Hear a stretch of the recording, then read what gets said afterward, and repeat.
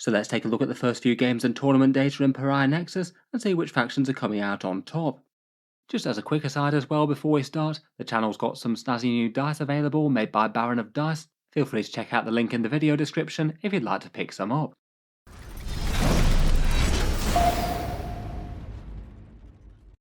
Hello and welcome back to Auspex Tactics, where today I thought we'd take a look at the very early meta in Pariah Nexus. Since the balance data delays and the points update, Warhammer 40K armies have already had a lot of chance to play plenty of games, and while this is still in the early stages, it does still look like there's some really obvious things that we can tell about some armies, which are looking strong and which are looking weak, and what changes people are making. I certainly treat this video as a bit of a first look as to hints of what are to come. I'm always really wary about basing too much emphasis on any one weekend of data, even if it is a big weekend that had lots of big grand tournaments happening. I feel like perhaps one of the biggest mistakes that I see people making in more casual discussions is to take any one stat on any one army and just be too much into it on one week. Like say when an underpowered army just happens to have a good weekend just throughout random chance, and people are all saying that they're fixed or have suddenly become meta when it's really not the case.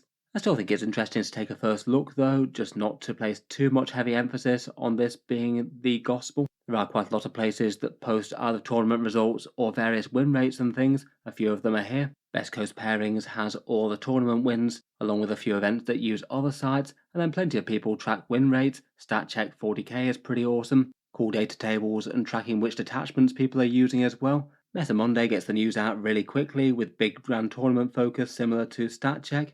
This week I noticed Goonhammer made an article from their Tabletop Battles app, which was pretty cool to see.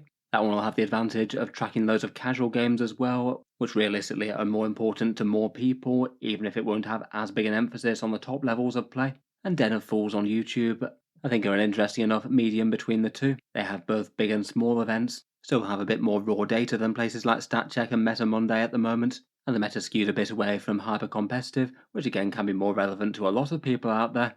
As mentioned, this is really early, and I wouldn't read too much into that, particularly tiny player-based armies such as Deathwatch and Genestealer cults. The results of the weekend might give us clues, but are fairly meaningless right now. You really probably need like a good month's worth of data before you go reading into them too hard. Plus, this is just people's first takes on how to build a strong army with the miniatures that they have following the immediate update. There hasn't really been enough time for armies to adapt and learn yet. With all those caveats out of the way though, I thought we'd take a look at some of the armies in 40k and how well they've been doing for win rates just roughly, and any adaptations top army lists seem to have been making since the previous meta. Starting towards the bottom of the list, and first up, unsurprisingly, we have the Space Marines, looking like they've got early win rates for around about 40%, which is kind of dire. These are the core Codex Space Marines playing with their Codex detachments. I genuinely suspect that Space Marines themselves are the single reason that Games Workshop no longer showcase win rate graphs like they used to. They basically have a problem that can't easily be fixed by win rates, just having the issue where their core codex is kind of directly inferior to people playing with the divergent chapter codexes, like Blood Angels or Space Wolves or Black Templars and things, just because you get far more options and can still use all the same stuff otherwise, bar a few handful of characters. As usual for Codex Space Marines, there'll be at least some dilution effect from good players just directly switching from the core codex to divergent chapters that can have better units, so there might be a bit of a flight of people trying to optimize to go away from them. And Space Marines do tend to be a slightly newbie-friendly faction, but even given that, they're still looking really quite weak right now. Quite clearly the weakest army in the game on win percent by a wide margin. I don't think anyone will be particularly surprised at this. They were already kind of joint worst with a couple of other armies before, and then they caught a very heavy nerf to Ironstorm, one of their best builds. Firestorm took some collateral damage from things like stratagem changes and a Land Raider Redeemer, maybe meaning that Gladius and Vanguard are more the main way to go now, more so than before. They didn't really get all that much to help them out, despite having some weak units as well. The Impulsor and Repulsor changes certainly don't look like they've done enough, and they just really need a real reason to play a core codex only army.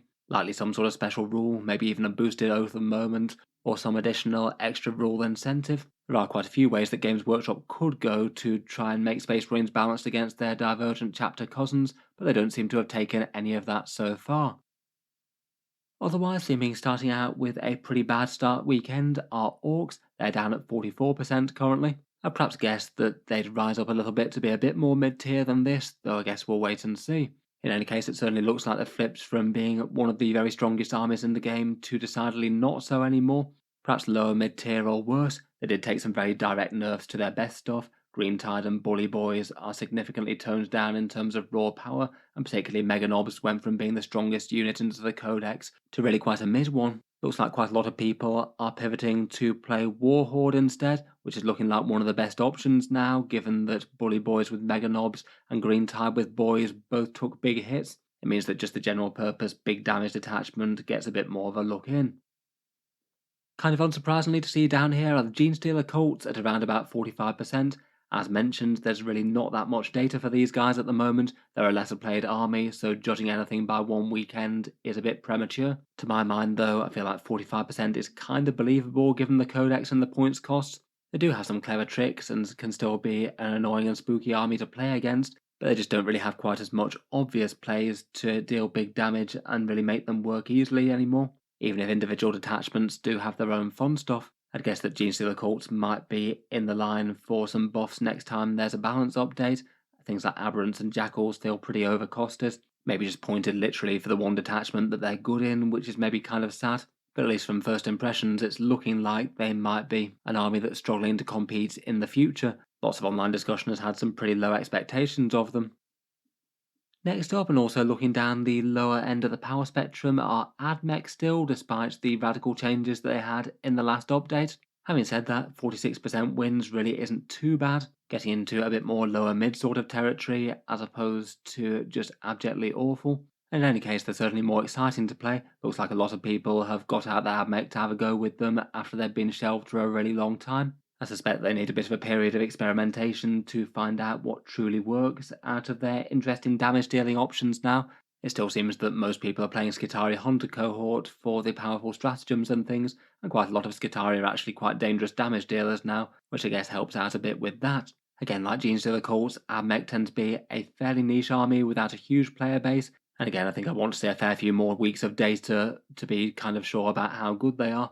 I feel like it might take a little bit of time to hone in on one given power list army build if there happens to be one.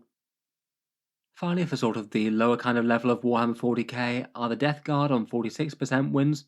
Again, still not terrible. They're within Games Workshop's 45 to 55% win rate targets. Compared with where they were before, it looks like they've dropped a few percentage points due to their datasheet nerfs and the barrage nerf that they got. A good few army lists were running Plagueburst Crawlers and multiples, and they no longer get so much good value out of the Lord of Virulence or Mortarion. They did get a few compensatory points changes, such as Mephitic Blight Haulers, Blight Lord Terminators, and a couple of support characters dropping down a bit, but overall it looks like it's more negative than positive. I guess they also lost some fairly godly secondary support in Nurglings not being quite as good for that anymore. Moving up through the rankings, a whole load of armies are in the sort of 47 to 52% win rate, so generally doing very well for balance by Games Workshop's point of view, at least on this early take. Going through those, and first up we've got Black Templars and Chaos Marines, both on 47%. Chaos Marines did maybe feel like they took perhaps an unnecessary amount of hits in the last balance update, but were winning a lot of tournaments, I suppose. Certainly looks like they're going to be more of a challenge to play than they were, but their win rate's still not awful. They've already won a very big tournament with Renegade Raiders already, so certainly aren't looking like they're out of the running. Black Templars look like they've initially continued to slide a bit. I wonder if partly that's due to their Ironstorm Spearhead getting hit so hard. I guess they're going to be having a big pivot back towards their Righteous Crusaders and maybe a bit of Gladius as well. Looks like they've already won a tournament with Righteous Crusaders. Then a bit above them, we've got Tau Empire and Dark Angels, both on 48%. Really cool to see Dark Angels not just spamming Ironstorm and Azrael anymore, they're actually using some of their unique units. The Deathwing Knights and the Inner Circle Companions hitting a bit harder, I think, was really quite a big deal. And at least in this early phase, it looks like they're doing a lot better than they were prior to the update. Tau haven't shifted too much, perhaps. I guess they'll certainly enjoy the battle suits going down a fair bit. Montcar still seems to be the most popular for them. And again, they seem to have done well in the big tournaments, 2 event wins already. Continuing on the 48% armies, we've also got Necrons as well. They're an army that certainly took a hit in the last balance data slate with a nerf to Catan in Hypercrypt, and then some big increases for Doomstalkers and Canoptech Wraiths. It looks like the effect of that is that people just aren't really playing Canoptech Court competitively anywhere near as much as they used to be, and it seems to be mainly Hypercrypt that's gained favour. I guess that'll also have been helped out by small units jumping around doing actions. There was that Necron list that won with lots of Catan, and then death marks and hex marks jumping around doing Pariah Nexus action things. Hopefully people manage to find ways to make them good without just spamming Catan though, of course. Then we've got Eldari, Votan, and Deathwatch, all on 49%. For Deathwatch, I absolutely wouldn't read too much into that at the moment. They're by far the least played army in Warhammer 40k, so have the worst data, so any one weekend could be completely random. I think it's reasonable to assume that they'd be a fair bit better than they were before, given the improvements to their veterans and the Watchmaster's command point debuff aura actually being a lot more meaningful. But I think it's still let's wait and see until we find out what kind of strength they are. Leagues of Votan are on 49% currently and unchanged. They'll certainly be enjoying their Hernkin Jaeger infiltrators, which look like an auto-include in their army lists. Otherwise, perhaps the changes for them weren't enormously huge. And Eldari initially seemed to be doing at least okay. They did have some fairly painful nerfs in the updates, but have been doing okay on the missions and things. Compared with a lot of armies, they do have the tools they need to score some Pariah Nexus missions quite big. Moving into the above 50% win rate armies, first up we have Grey Knights and Imperial Knights, both on 50%. Does look like Grey Knights have initially taken a bit of a power knock, dropping down from the 55% they were on before. They did take some pretty direct nerfs to things like Dread Knights and Librarians, and it still seems that just about every competitive Grey Knight list is still running 3 Dread Knights, so I guess that's a 30-point loss right there. Still doing solid and have already won a tournament as well. Knights got a nice improvement, and their win rate seems kind of similar to before, maybe a little bit more top tournament performance than they had previously. Almost all army lists start with Canis Rex, and then have somewhere between 0 to 2 big knights, with things like the Lancer and Atropos being particularly popular after the points updates, and then fill out the rest with Armigers, lots of Warglaves, maybe some Helverins. Custodies and Tyranids are both on 51%. Both of these have risen up really quite a lot. The Custodies like that devastating wound change, making them less susceptible for some of their detachments, and Shield Host got multiple buffs really. The big damage boost on every turn was a very direct improvement to that one. But also the command point changes for Shield Captains were a big help to that detachment, as it was really weird that the Custodies core HQ choice just couldn't use most of the stratagems on the free ability. Between those changes, it looks like Shield Host is easily the most popular detachment and having plenty of success, though weirdly enough the one event that Custodians won the last weekend was that Sisters of Silence list that I talked about in a previous video. Kind of mad that the one player using Normaiden Task Force is the one that breaks through. Tyranids also seem to have risen up around about 6 or 7 percentage points. They were previously 45% or below before, and they just had all sorts of different improvements, even if they did have a little bit of a nerf to their scoring with the Biovore Spore Mine autocomplete secondary thing going away. Looks like there's a lot more viable options in terms of playing Tyranids. Lots of things got better at cracking tanks, whether it's lethal hits, extra strength, or Neurotyrant zone thropes, and the one tournament they won last weekend was Vanguard Onslaught using multiple Morlocks that could burrow on and off the board. Though it does look like most of their other detachments are doing really quite well, though people don't seem to be playing Unending Swarm as much now that it ends. Ranking just a little bit above them, we're starting to get into the really strong looking armies in Warhammer 40k right now. On 52% we have the Sisters, World Eaters and Astra Militarum. Seems like the big points increases of the Adeptus Auroritas were indeed justified. They've gone to quite high points but seem to be doing very well at tournaments nonetheless. Their Bringers of Flame detachment being the way that most lists are playing right now. They have loads of huge damage, they're really quite fragile units, and they did win 2 big tournaments as well, so certainly performing very well at a top level sort of play. World Eaters also seem to be having a good time. They got some nice 8-bound boosts in the last update, and they were doing kind of fine before, so no real surprise that they're doing fairly fine now. And perhaps one of the win rates that I wasn't really expecting so much are Astra Militarum seeming to rise up to 52%. I honestly wouldn't have guessed that it would have moved the needle on their win rate quite this much to get a decrease to the Rogel Dawn and the Newborn Soldiers, but it looks like that's probably the main thing that's driving this. Most competitive lists have switched to run multiple Rogel Dawns, which isn't too surprising at 240 points and lethal hits against tanks and monsters. And a lot of armies have dropped artillery due to the barrage nerfs and the Born Soldiers nerfs to them, and overall that seems to be working out for the majority of Guard players. I guess they might not do too badly with Pariah Nexus type missions as well, with quite a lot of battle line units with some good OC to move around quite quickly with orders, and often have a fair bit of chaff on hands to be able to do actions and things too. Will be interesting to see if they maintain this heady lead. I wouldn't be too surprised to see them maybe heading a bit more towards like 50% or so over the next few weeks, but I guess we'll wait and see whether or not this was just a strong initial showing, or indeed Guard are one of the armies to truly fear right now. Next up, Chaos Demons seem to be doing well on the win rates, around about 53% wins so far. They got a huge boost to their greater demons, which were already taken in multiples, giving them the Shadow of Chaos and a nice cuts to Bloodthirsters thrown in, so you can do crazy things like Bloodthirsters summoning in Scarbrand for a really close charge if you wanted. Never mind all the other boosted things like boosted versions of relics and access to advance and charge for the greater demons all the time. They've definitely gained a whole ton of raw strength, and having a bunch of deep strike shenanigans again isn't too bad in this sort of mission set. Also up here are Chaos Knights on 53%, which is a bit of a surprise to me. I guess Battle Line War Dogs might be helped out by a whole bunch of missions, and Bring It Down isn't particularly strong right now. It still looks like for the list that have done best, at least in the first weekend, it has mainly just been War Dog spam, just the same as before, despite a few further points cuts and the big boost to Big Knights being able to walk through walls without a stratagem. Seems like the Spiky Knights have done rather well. Again, I wouldn't be too surprised if they don't maintain the 53% or so, and I'd guess they'll probably head more towards mid-tier as this whole season thing goes on. Again, we'll have to wait and see on that front though.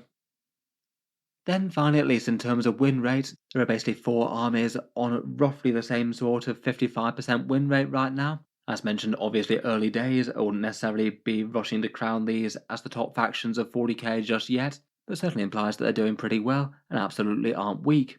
Looks like the Darkkin are having a fairly good time so far. They had minimal changes in the balanced data slate with some buffs to Ravagers and Grotesques and a nerf to Scourges. The Archon also got a big help as well, with his -1 CP debuff aura being quite a good one for the faction. He often tends to be in a prominent position fighting in the midboard. Previous win rates were more like 50%, it might just have been a strong initial weekend for them. Or again, they might be doing pretty well with the new missions, with lots of fast things moving around to do actions, and a few choice nerfs to some of their competitors. For the Thousand Suns, they still seem to be maintaining their lead. They had a similar sort of win rate to this prior to the update. Again, I wasn't really expecting them to change all that much. They did get a big battery of nerfs to all their psychic spells that they can do with their core rule, but most of them sort of tended to be these sort of weird peripheral excesses that you could do with weird tricks and shenanigans, but didn't really tend to impact the core strength of them enormously. And in addition to that, they even managed to make it out with some points cuts, the Mutalith Vortex Beast and Scarab Occult Terminators going down a bit. Out of those two, it still doesn't seem like there's much love for Scarab Occult, but the vast majority of competitive lists are taking a Mutalith, which is quite a strong central powerhouse in itself, and gives you more range on things like Doombolt. Overall, seems like the ranks of Rubrics with Warp Flamers, Magnus the Red, and a whole bunch of Sorcerers are still doing the business. Their bitter rivals, the Space Wolves, are also up here as well. They got a 10-point nerf to their Thunder Wolves, which was kind of big given that a lot of lists were spamming 18 of the things, and their Wolfram went up as well as their Objective Control 0 status being less good for missions now. At least initially though, it really doesn't seem to be causing them too many problems, and as well as the nerfs, they also seem to have gained another very viable detachment. I did suspect that the booster Champions of Ross starting with one of the sagas active would be enough to absolutely see it get play, and that does seem to be the case. Both Stormlance and Champions of Ross have been played at least fairly evenly in competitive games so far. Overall, looks like it's a pretty good time for the Space Vikings into the new meta. Finally, looking like they've been rising up the rankings are the Blood Angels. They seem to have done pretty well on the first weekend at a 55% or so wins as well. They were doing kind of well before, to sort of 50 to 51% wins-ish, and kind of interesting that they seem to have done quite so well out of this, particularly given that Games Workshop didn't really do too many things to change them. Their fast-moving, hard-hitting units seem to be doing really quite well into the new meta. Looks like they've had 2 tournament wins so far as well. One of them with Blood Angel's commander and his slightly off-meta list with some Outriders and fire support, another one with maybe a little bit more of a traditional Sons of Sanguinius. Not 100% sure if they'll be maintaining their top spot here, or it could just be a good first weekend.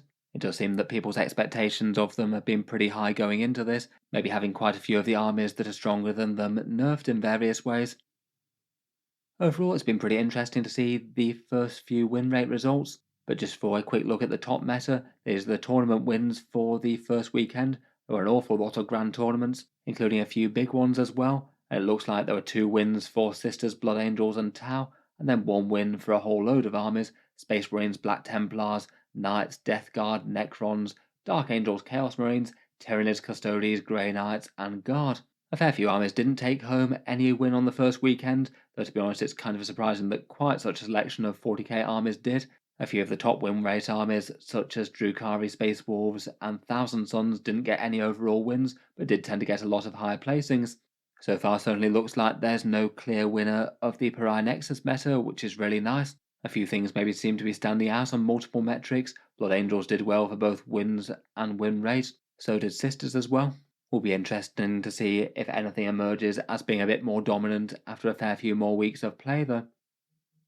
Another interesting thing to look at are faction play rates as well. From the people who compiled Grand Tournament win rates, it looks like Tyranids seem to be the most played in Grand Tournaments.